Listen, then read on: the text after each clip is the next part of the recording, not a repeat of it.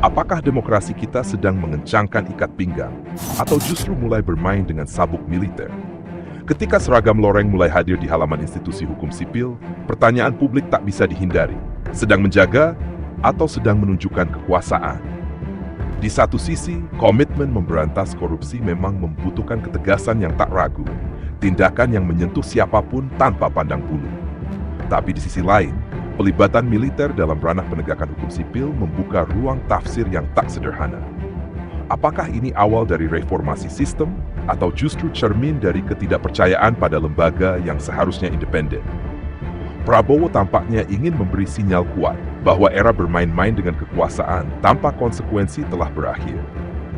Tapi sinyal ini juga menggema ke ruang-ruang publik yang sensitif terhadap simbol kekuatan.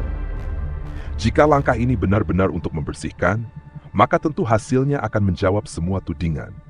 Namun, jika ini hanya langkah untuk menggiring narasi politik dan menggulung lawan lama, maka sejarah akan mencatatnya sebagai koreografi kuasa, bukan koreksi sistem.